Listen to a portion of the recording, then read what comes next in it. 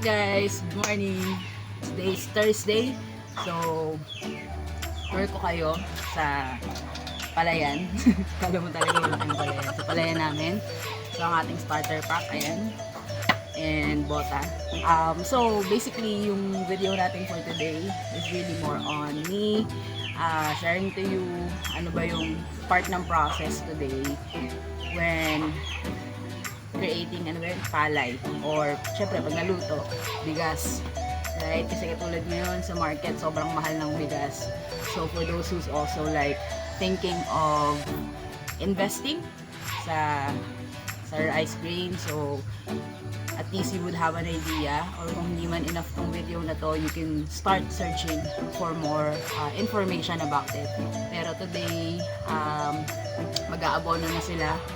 So, what it is, we'll figure out later.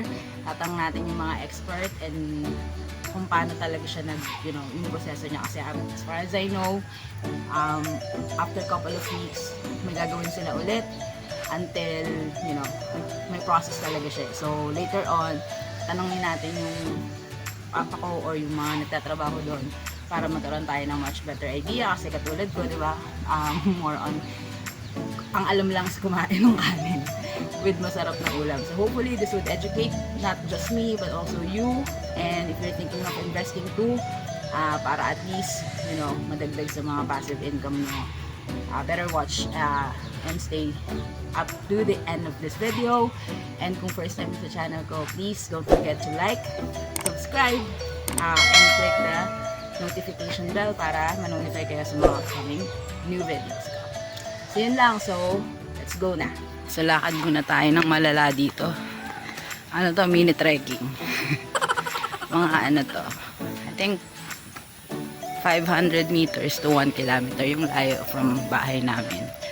Tapos, ang medyo challenging dito is pababa siya and then paakyat ulit.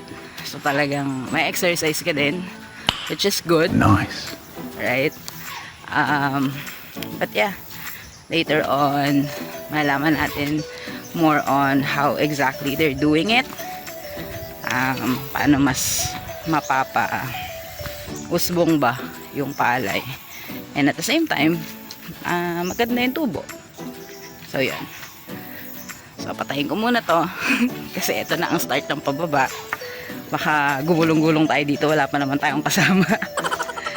Ayun lang. So, balikan ko kayo. Bye! Guys, ayan, ang sarap ng hangin. So, humahinga muna ako ng saglit. Kasi ito na yung mga challenging part. Doon tayo sa makaipot na daan. Actually, may dalawang daan. Dito yung isa. Tapos dito yung isa. So, dito tayo because pag dun kasi sa isa, medyo baka ma-landslide na naman ako. Just like last time. 3 beses ako na-landslide kasi syempre, mismong palayan na yon. So, makikitid. Tapos, during that time, kakaulan lang. So, malambot yung lupa. Syempre, di naman tayo ganong kagaan. Kaya, 3 beses tayo lumubog. Nasa gilid eh. So, mahirap na. Baka makasira tayo ng palay ng kapitbahay. Dito, dadaanin pa yung palayan ng mga kapitbahay. So, dito tayo sa safe. Yun nga lang, makitid talaga. So, kailangan ng malaking pag-iingat. Malaki. So, let's go. Tingin ko muna ulit. Pero ito yung view. Pakita ko sa inyo. Ayan guys. Ayan yung view. Ito yung sinasabi ko sa inyo. So, sa area na to, na landslide ng 3 beses. Tapos dito tayo dadaan. Yan, dito. Side na to. Yeah. Dito may fish pond din yung kapitbahay and all. So, saya. Thank you, nature. Let's go. Ayun o, kita mo si kuya. Hindi siya dumadaan. Pero dito tayo sa kabila. May nakakatuwang din dito eh. Parang mini ilog. Fresh from Okay, patayin ko muna. Kita nyo naman gano'n kasya lang ang isa kong bota. Kasya. Maya na ulit. Enjoy the view. So, I made another stop para lang i-show sa inyo yung sobrang kinatutuan kong daanan ng tubig Bilang mahilig tayo sa tubig. Saan yung tubig? Ito. Ay tao. Yan. So medyo mahina yung agos na ngayon, pero tuwan-tuwa talaga ako dito pag nadaan ako eh. Malinis to guys, galing to sa bukal. So yan, pupunta yan going sa Palayan. Thank you again, Mother Nature. May libreng tubig ang ating mga farmers. Ayan. Usually, pag mataas ang agos, dito may tubig yan. Itong part na to. Mukhang mahina. So, which is okay lang naman. Dito din kami umiinom ng water. And, may separate line yan. So, malinis yan. Pwede yung inuman. So, yun lang. Nakita ko lang siya. Ito yung other side going sa Palayan. Okay.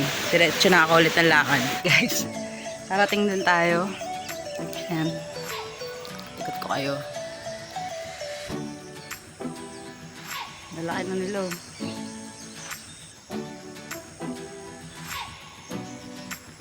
So, yung mga gumagawa nandun pa sa baba. Puntahan natin. Wait. Pakita ko sa inyo yung pag-usbong ng palay.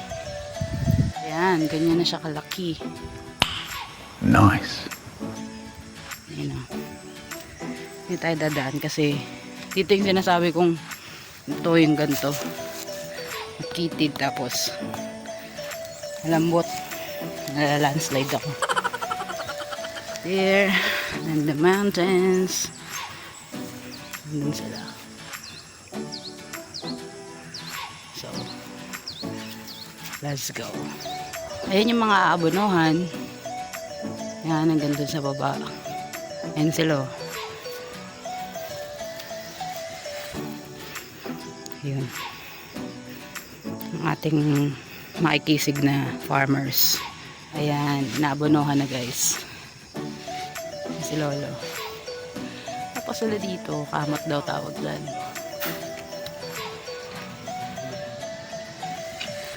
Ang nililinis nila para magiwaiwalay daw yung palay.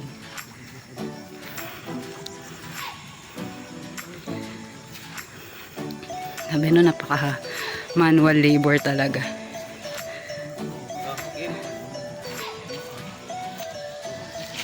Sila si Papa. Ayan, nakamot na yan. Pangilan pa?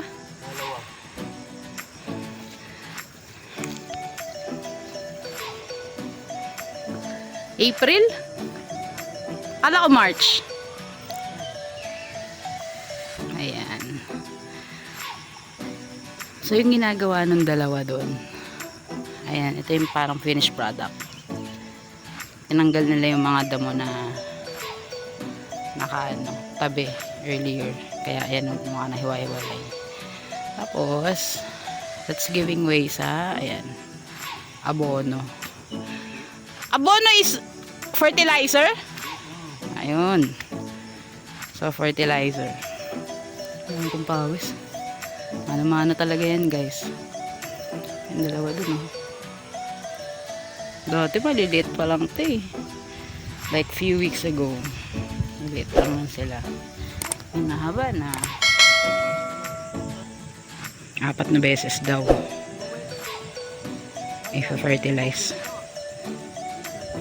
Kaya saludo na ako sa mga natin, farmers. Pakahirap na ito. Pagpunta nga lang dito, guys, hirap na ako eh. Yung ganyang paya. So, eat your rice well. Huwag sasayangin. So, busy na sila. Mamaya-maya, interview natin si Papa. Para lang at least i-walk through tayo. Anong mga next step after this. Ano yung benefits na ginagawa nila ngayon. And ano yung tentative date nila. Sabi niya kanina April daw. Yung pag-ani. So, let's see. Share ko muna sa inyo yung kabuuan ng lupa na part ng Project Agri natin. So, ito siya. Ayan, so as you can see from here, ayan, nagawa na namin yan hanggang dun niya sa taas. Yung pinakita kong video kanina. Pero yung kabuuan talaga ng lupa na project of this quarter 1, eto. hindi pa nagagalaw. Ito. Yung part na to. Ayan. Hanggang dun. Kita nyo yung blue na yun. Parang trapal. Hanggang dun yan. So, ito papalinisan muna. And then once malinisan na yan, kailera lang yan siya, no? And once malinisan na, and then tsaka ulit papaararo para maging katulad ito. Sayang kasi guys ilang years tong nakatambay dito nung nasa Maynila kami lahat, sila mama. So walang nag-asikaso. So now, dahil dito na sila nakatira, ito na yung pinagkakabalahan nila ngayon dito sa Bohol. So yun sa mga need nating i-accomplish by quarter 1, hopefully mag-materialize. Okay, interview na natin si Father. 14. No? Parang ano lang. Kaya yung puti, urea yan. Ito 14. Anong difference nun? Organic? Halo.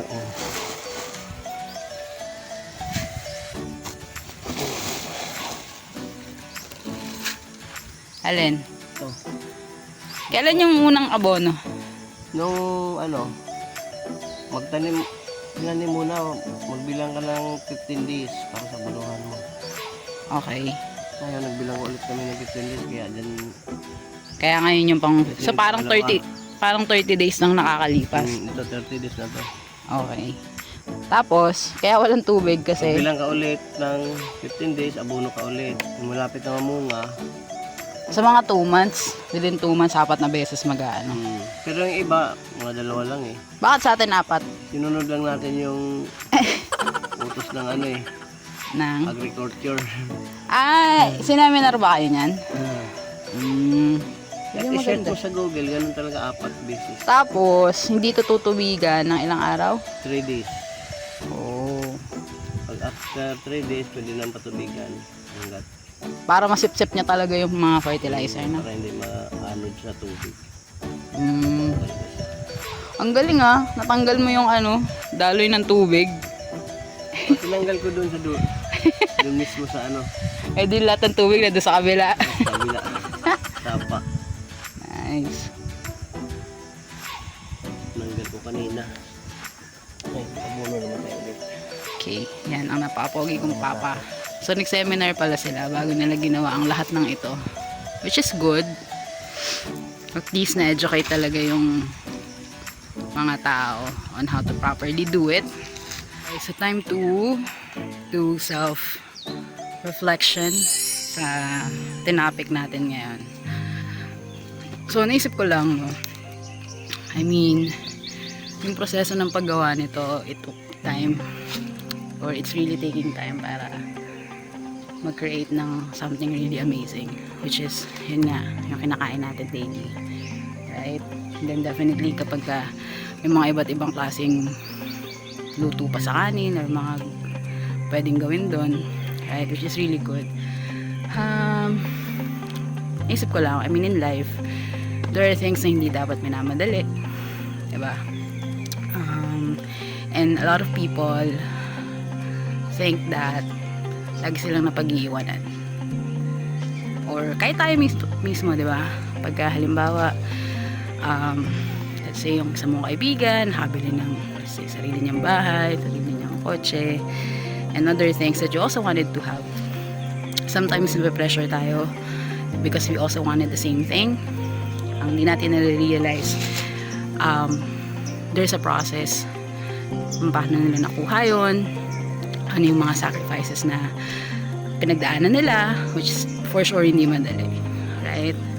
So siguro this is just me reminding you who's watching na take it easy, right? If it's meant to happen, it's meant to happen, and hindi mo kailangan makipagpaligsahan.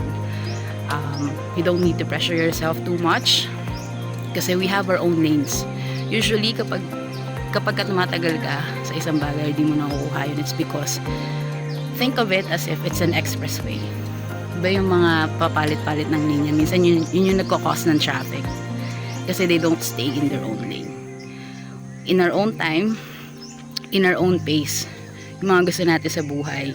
Lalo na kapag pinagtatrabahuan natin na maayos. Eventually, dumarating yan. So, relax lang. Take as much time as you can. Planuhin mo, and at the same time, pag plinano mo, make sure you stick to it na ma-execute. Kasi syempre, mahirap din yung puro ka lang plano tapos hindi mo rin na-execute. So, kalma lang natin ang buhay. I mean, life is already hard. So, let's not make it complicated. Okay, stay in your own lane, in your own pace. Definitely, you'll figure it out. So, yun. I hope natutunan kayo sa video na to about how to do all of this, and then yung self-realization natin. Okay din to guys na practice, especially when you're trying to do your self-love journey, right? Na minsan masyado tayo nagiging hard sa sarili natin. We tend to forget or ignore na we've made it this far. Malayo na yung narating natin compared if we look back few years ago. So give yourself a tap in the back, kaya nyo, right? Kasi you deserve it. Hindi mo pa man nakukuha yung gusto mo ngayon, hintay ka lang and work hard for it. Work hard and work smart. Ayun lamang guys. So I hope kung hindi ka pa nakasubscribe, please subscribe to my channel. Click mo na rin yung notification bell para at least pagka may bago akong i-upload, you would be notified. Most of it, ito mga ganitong i-share ko, and how I also deal with my self-love journey. So again, you love yourself so that you can also give love to others. Kasi nga, you cannot give something you don't have. So again, this is Josh, and see you on my next video. Bye!